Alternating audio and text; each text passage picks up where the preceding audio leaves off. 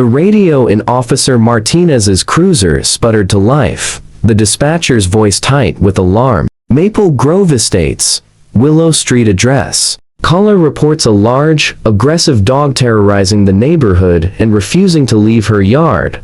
Martinez raised an eyebrow at his partner, Officer Chen, who smirked and shook his head. Another Karen versus dog episode in the land of perfectly trimmed hedges. They expected chaos when they rolled up.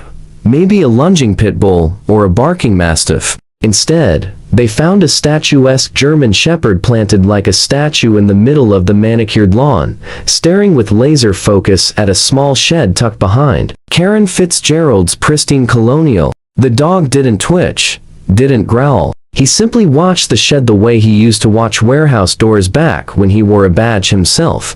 My name is Marcus Sullivan. That German shepherd is Titan, my partner of 15 years, and the best K9 this side of the Mississippi. 3 months ago, I hung up my own badge, cashed my pension, and moved us into Maple Grove Estate.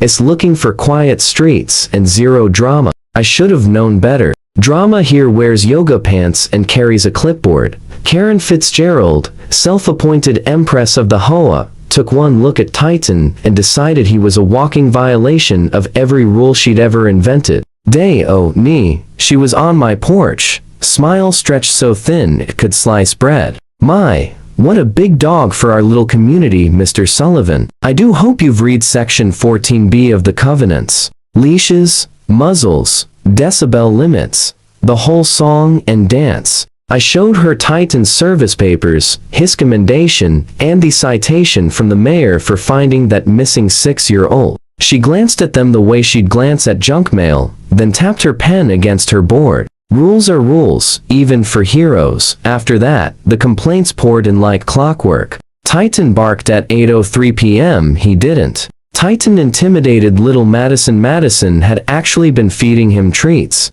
Titan's mere existence lowered property values. Every other day, Karen materialized at my door, lips pursed, documenting imaginary offenses with the fervor of a war correspondent. Then Titan started acting strangely on our walks. He'd slow in front of Karen's house, head high, nostrils flaring, the same posture he used to get right before we kicked in a door and found 50 kilos of heroin. I figured he smelled her spoiled cat, Mr. Whiskers, and tugged him along. But every morning, the pull grew stronger, the focus sharper. Word around the neighborhood barbecue pit was that things had been disappearing for months. Bikes, lawnmowers, patio heaters, even Mrs. Johnson's heirloom bird bath. Thousands of dollars gone. Police reports filed.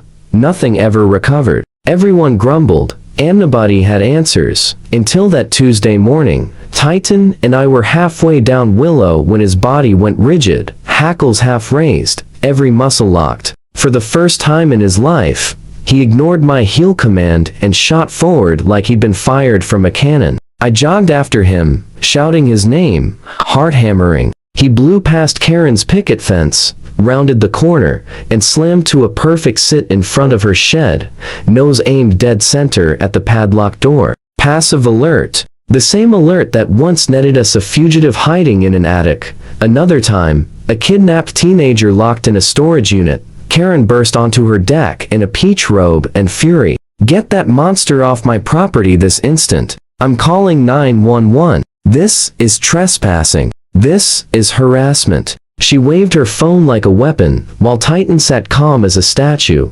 eyes never leaving that shed door, telling me louder than any bark ever could, whatever had of Rowie and Maple Grove had lost. It was all just got found. Your vicious animal is completely out of control. Karen screeched, clutching her robe like a shield.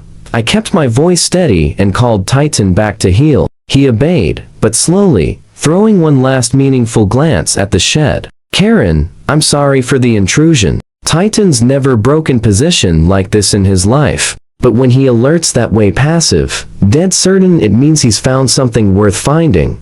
Her face darkened to an alarming shade of plum. Are you threatening me? Are you accusing me of hiding drugs or bodies, or whatever it is your mutt thinks he smells? I'll have that dog seized and euthanized before sundown. The 911 call she made right there on the deck was Oscar-worthy. Through the open air, I heard every embellishment.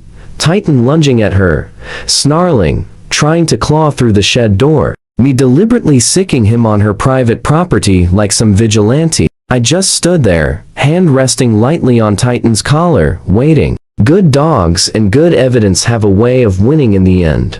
Martinez and Chen rolled up fast, lights flashing but no siren standard for animal calls that might turn ugly. They approached with hands hovering near holsters, eyes scanning for danger. One look at Titan, sitting statue still beside M. E and their shoulders dropped a notch. Officers, I said evenly. Marcus Sullivan, retired K-9 Sergeant. Riverside PD. This is Titan, my old partner. 15 years on the job. Not a single false alert. He's telling us there's something important in that shed. Karen exploded again. I don't care if he used to sniff out Bin Laden. This is my property. That beast is trespassing. Chen lifted a calm hand. Ma'am, we're going to need to take a look inside the shed.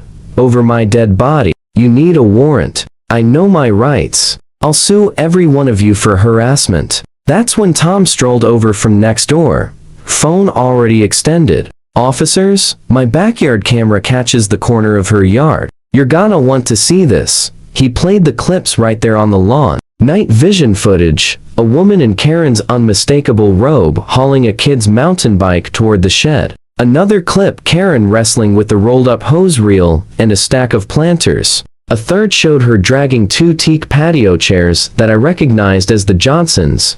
Martinez watched without expression, then turned to Karen. Ma'am, between this video and the K-9 alert, we have probable cause. Please open the shed. The change in her was instant and total. The iron-fisted HOA queen deflated like a punctured pool float. You can't. This is illegal. I'll have your jobs. Her voice cracked, the threats shrinking to whispers.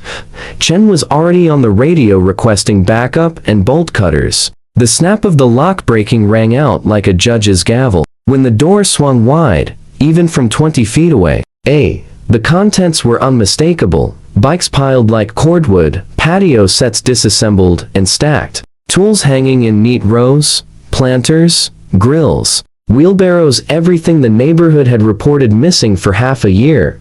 But the real kicker was the pegboard on the far wall, dozens of labeled keys dangling from hooks, each tag written in Karen's precise cursive: house numbers, garage side doors, gate codes, master keys to half the subdivision. Martinez let out a low whistle. Well, damn. The cuffs went on with that satisfying metallic click. It's not what you think. Karen babbled as Chen recited her rights. I was holding these items for safekeeping. People are so careless leaving expensive things out where anyone could take them. A HOA president, and it was my duty to secure them until... Her excuses grew wilder with every step toward the cruiser. The crowd of neighbors that had gathered onto sidewalks watched in stunned silence as their petty tyrant was folded into the back seat, still protesting through the window. Only when the cruiser pulled away did Titan's tail start thumping a slow, satisfied rhythm against my leg. Job well done, old friend. The stories came flooding out after that. Years of arbitrary fines, threats of liens over unapproved paint colors, and inspections scheduled to catch people at work. Everyone had suffered under Karen's rule, but nobody had imagined she'd been robbing them blind the whole time. The full investigation tallied over $50,000 in stolen property. She was charged with multiple counts of burglary, receiving stolen goods, and trespass. At arraignment, Judge Harper set bail at $100,000 and noted the maximum sentence could reach 15 years. Karen's final shriek, 15 years? Echoed through the courtroom as deputies led her away, her little empire of clipboards and covenants reduced to nothing but handcuffs and a jumpsuit.